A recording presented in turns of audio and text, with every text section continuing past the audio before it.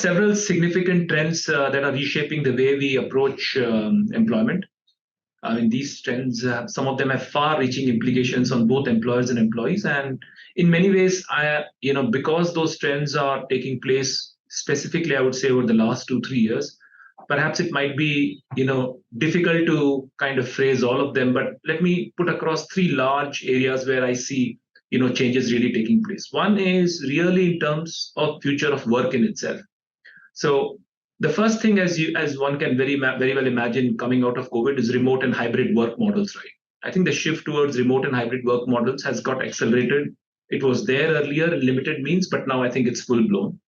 Obviously, it offers flexibility to employees, but it also demands, new forms of communication, collaboration, and management strategies. So I think that is one really large aspect that everybody needs to contend to. Of course, it leads to better work-life balance, but it may also blur lines between work and personal life. So remote and hybrid work is, one clear trend that we are noticing.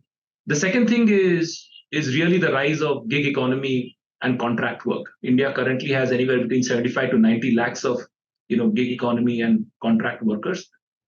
This earlier used to be perhaps the last resort and last choice, but in reality, this is becoming a lifestyle choice across different levels of seniority, where people want to be occupied for a specific period of time and get compensated, for the entire thing. So there are, again, plus and minus of the entire thing. One is obviously it offers great flexibility, but the question really is amongst, junior level profiles, what happens to job security and benefits, right? It also obviously impacts people, how people approach career stability and, long-term financial planning. So future of work is one clear aspect that we see in terms of trend, which is changing, right? I think from an employee perspective as well, I think there is changing employee expectations. Employees are increasingly now seeking meaningful work, flexibility, autonomy, a much more autonomy than what it used to be earlier. So which also in many ways are challenging for the employer to be able to attract and retain them, right? So changing employee expectation, one. I think there's a lot more emphasis on mental well-being, mental health, which employers are now will have to force to reckon with. Increasingly, I think everybody is recognizing the need for employee well-being and mental health, which means you need to have a much more supportive workplace.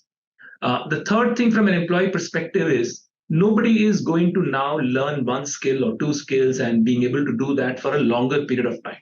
Even earlier it was changing, but now I think the change is much more dramatic. It is possible that every individual goes through 5 or 6 completely different iterations of what skills that he has learned over a period of time, right?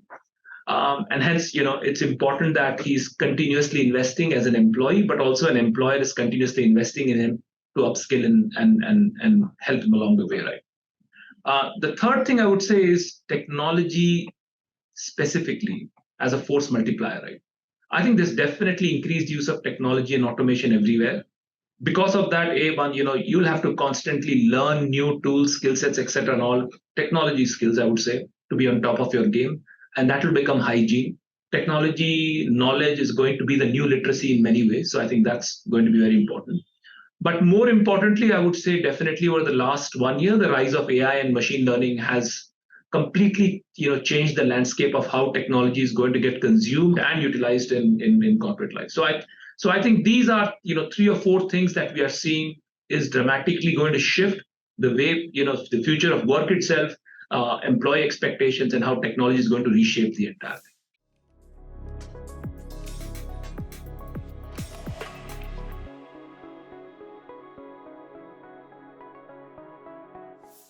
Three large areas. There is no doubt about it that productivity needs to go up. As a nation, I think we'll have to constantly ask ourselves. I think one of the points that we always speak about is the fact that we have moved from 10th position in GDP to the 5th position in GDP, and if we continue to grow at 6-7% at the dawn of our centenary, we'll be closer to $35-36 trillion economy, right? So we'll be number 3 in the world. But the question we have to ask ourselves is, even as we are 5th or 4th in the world in GDP, where are we with respect to our per capita income, right? Our per capita income, depending on whether you're looking at nominal or PPP, really ranges between 128 to 136. That means we do have a productivity problem, and we don't really have a wages problem. So if that be the case, and I think that definition is important for us to put across, what are some of the things that, as employers, employees, and, even government can do, right?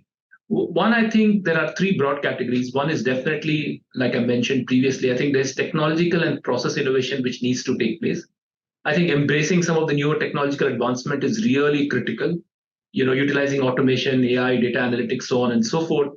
I mean, growing up, we knew there was a lot of protest in the post offices in India to embrace, computer technology because everybody felt they're going to get out of jobs. But eventually and ultimately, we saw that many of them embraced that technology so that the less mundane work could get done by machines and they could be involved in more productive work. So I think that's an important part. I think improving workplace efficiency is also, extremely important. I think companies will have to invest, in workflows and invest in productivity tools. Leveraging data for decision making, again, really critical. I think amongst many things which is taking place in an increasingly connected world is, sheer amount of data which is getting generated. I think all businesses will have to figure out, skills to be able to really utilize this data, and utilize it, for the good of the business and being able to be productive on that. Of course, amongst all this, in the technology change, we also have to make sure, saying, given people are going to work from different places and hybrid work and so on and so forth, how technology can be used to foster some degree of collaboration, right? So I think technology is one very large aspect, that is going to come into play for us to be able to enhance productivity. I think the second large important thing is what I would say on the people part, some sort of a human capital development. And if you look at specific parts of it, one is, fostering a continuous learning culture. I think that's going to be really important for us, promoting lifelong learning and skill development. Second thing is, enhancing employee engagement, like I spoke about earlier. I think that is also going to be very important. I think in places where people are going to be remote, etc., and all that, how do you get everybody together so that they can collaborate? Promoting work-life balance is also going to be an equally important aspect of work, and I think that's also another really important part to ensure. Saying, there's so much of technology, how do you prevent burnout and maintain productivity, right? And of course, employers will continuously to bring about health and wellness programs and so on and so forth. But the human capital part is also really important. From a government perspective, I would say definitely policy and infrastructure support. I think government policies and infrastructure investment are going to be really critical. Amongst many things, I would say first thing is to create an ecosystem for business, educational institutions, and government agencies to work together. And I keep telling this to several of my colleagues that India does not have an unemployment problem. India really has the challenge of having poor skilled people, and hence I think it's really important for us to be able to train large sections of our population so that they are ready, right? So two or three things. There's no one easy answer. One is definitely technological and process innovation. Second thing is really improve, human capital. Third is, from a policy and infrastructure support perspective, right? So all three things have to kind of come together for us to be able to really be productive. I think one really important point, if I would think through, is I think the real need to increase apprenticeship in the country. I think the idea that everybody needs to go through graduation and post graduation for to be able to be employed, I think is an archaic idea. If you look at Germany, if you look at China, countries who have been powerhouse in manufacturing, apprenticeship has been really used to kind of bridge the gap between education and what the industry needs, right? And of course provide employment. I think increasingly as we go into the future, we will notice that people who have completed their 10th standard or 12th standard get the right amount of apprenticeship and get into jobs which will pay them for the skills that they bring up. So I think those are some of the things which needs to dramatically change for us to, as a society, for us to be productive.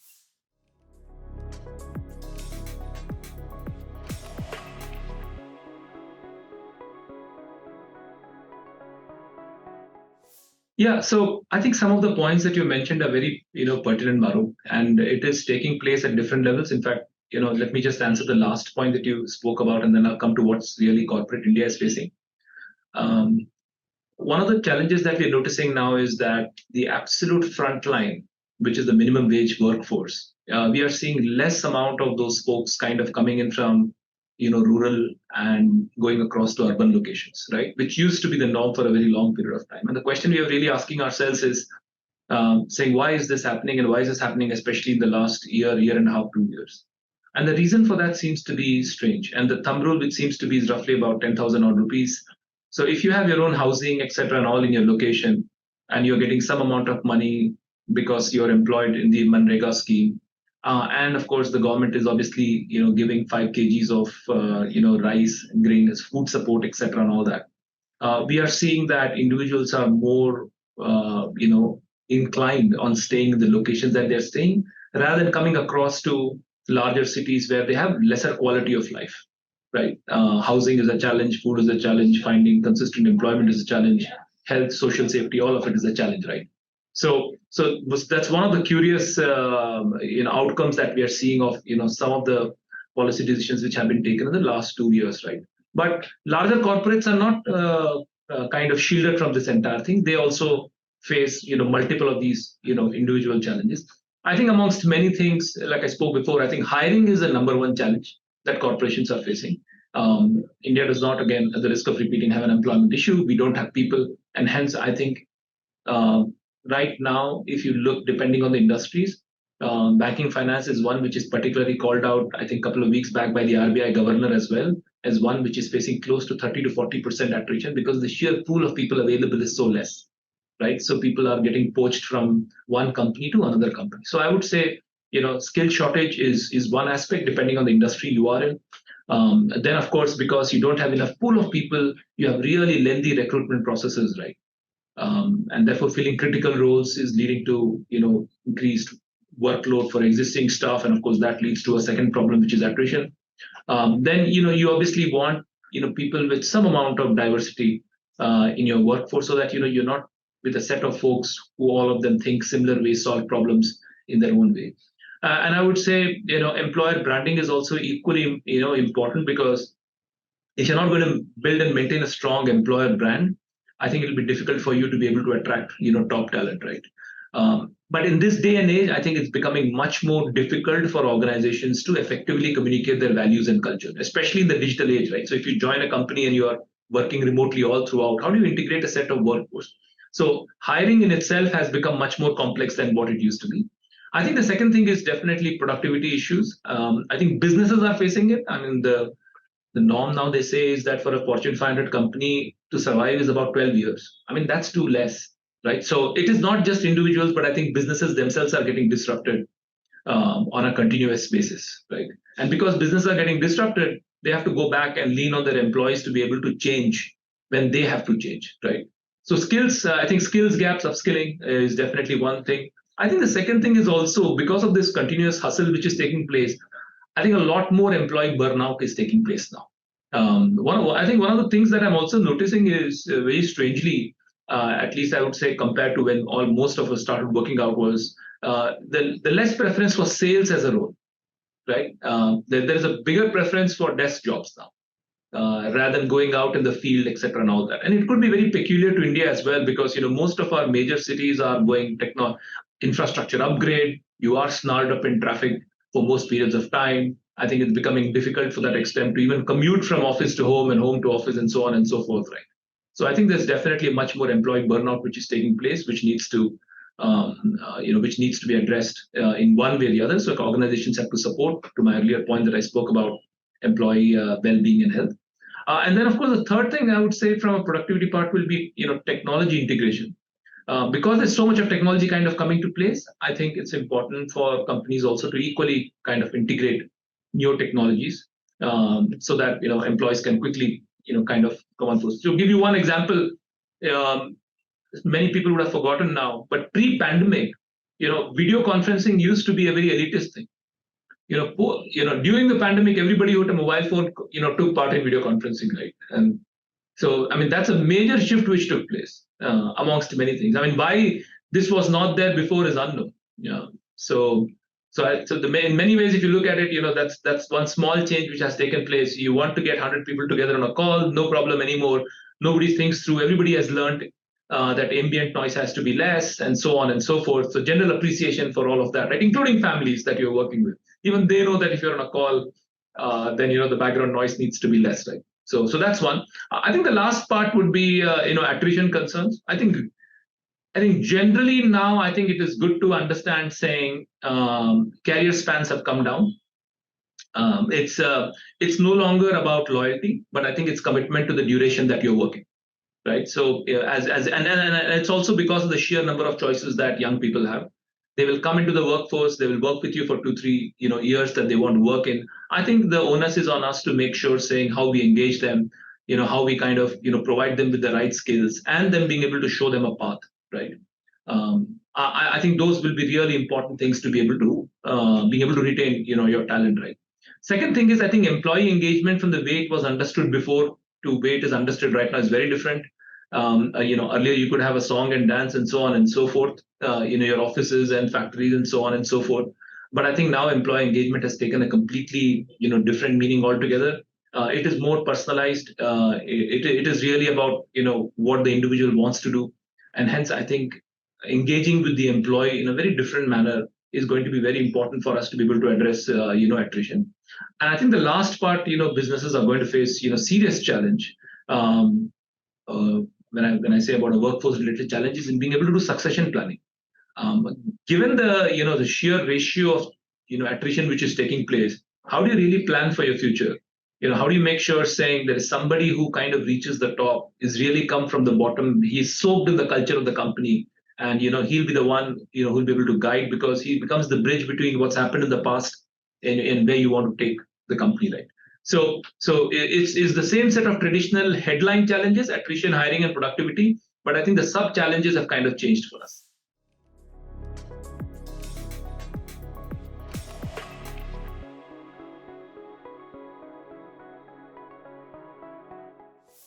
I think there's a huge plus which India got automatically.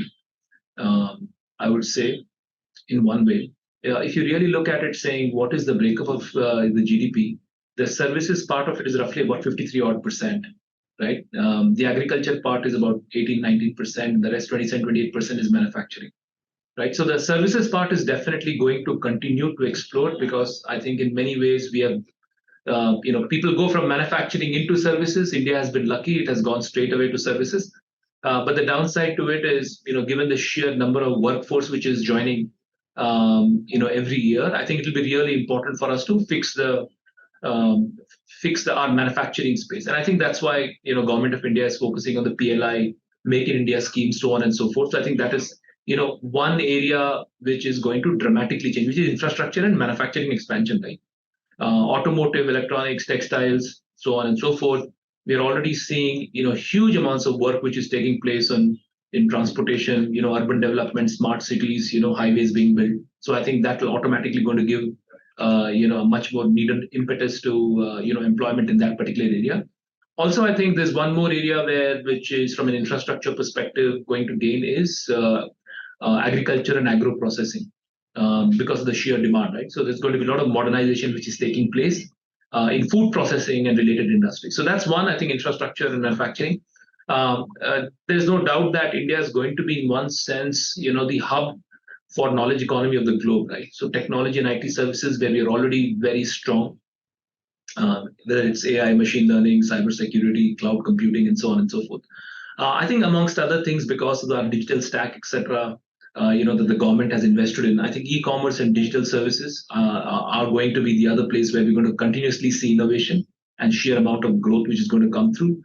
India also going to be, a leader in one sense in two other areas. One is renewable energy, where the government is focusing on, and the second one is, financial services and fintech. It's a well-known fact that we are hugely underbanked in one way or the other. Obviously, the government's, banking for all program has really dramatically increased the number of people who are banking by about 30-40% over the last 10 odd years. But I think there is still a long way to go in terms of financial products seeping into all walks of life, right?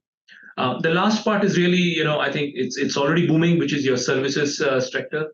But I think it's going to continuously now going to gallop further. Healthcare, pharmaceuticals, education and skill development are areas which are going to improve. Retail and hospitality, which we're known for, but I think it's going to benefit from increased consumer spending and tourism, which is taking place. So all the three areas, I would say services, infrastructure and manufacturing, and technology and innovation-driven sectors, right? All the three are going to get hugely benefited from the growth that is taking place.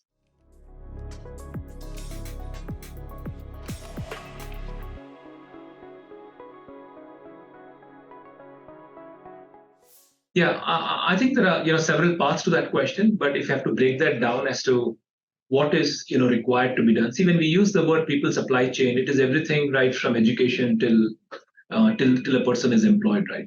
But there are different aspects if you can break it down to this entire problem. I think the number one problem, as we spoke a little while before back, is really be able to optimize time to hire. Because of the supply demand mismatch, I think the time to hire is a major issue in our country. Also because there is lack of singular database where you are able to kind of identify individuals geographically and so on and so forth, but more importantly including knowing saying what skills that they possess, right? I think the government of India is working on some aspects of it, but I think we still have some time to go. So time to hire is important. And then cost per hire, right? If you're going to look at 100 people to get one people, then your cost is going to significantly go up, both in terms of time and resources, right? that you spend to kind of get these individuals.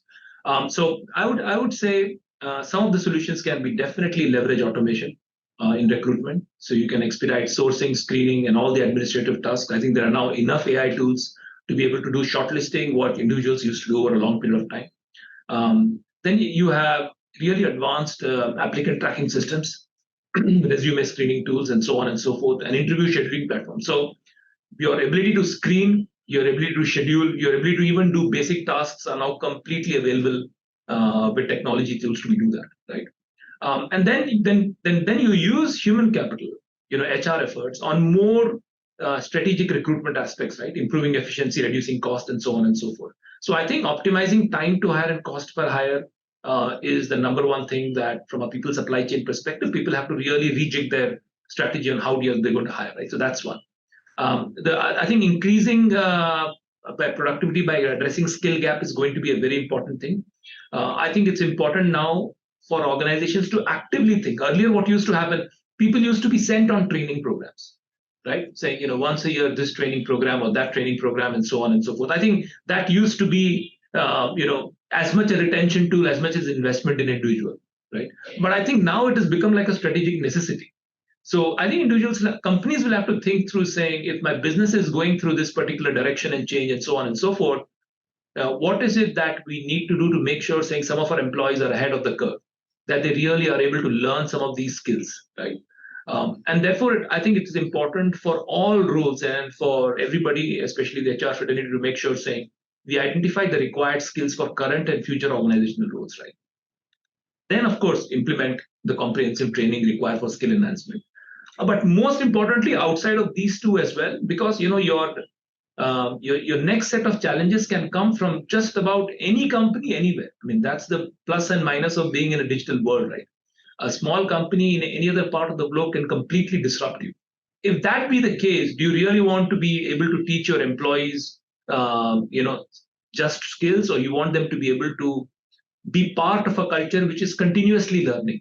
You want individuals to go outside their work frame of mind and be able to discover saying what are some of the new things which are happening in the industry, come back, absorb that, and say, hey, listen, these are some of the things that we need to do, right? So I think that's also going to be really important from a productivity perspective. I think the third part is, you need to be now able to tighten your systems and process to make sure your employee engagement is high, so that you can control your attrition rate. So some part of it is obviously done at the initial part that he spoke about, rigorous screening, assessment, and so on and so forth. I think amongst many things, cultural fit evaluations are going to be even more important, going into the future. The second part, I think individuals have to make sure in a large company is, you have a positive workforce culture, right? Where that you have career opportunities, growth. We know that career spans are coming down. And equally, I think it's very important to know saying, hey, listen, if I'm going to spend 2 years, 3 years, 4 years, there is an opportunity for me to grow over here, right? So I think that's also going to be really, really critical. And I think the last part is, I kind of, internal to my colleagues, call it derisively, the Raja Praja model, which used to be there earlier, which is a very factory model, right? saying the boss knows everything and everybody has to kind of follow the boss. I think those models are now completely collapsed, right? I think it's going to be really important to be able to have open communication and engage employees.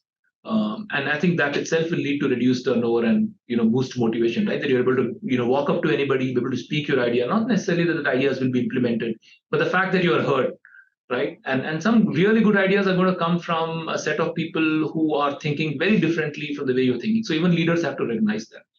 So I think there are different aspects to attrition, improving productivity, and making sure you hire correct, which will make sure saying you're really productive, as a company, and improve your people supply chain.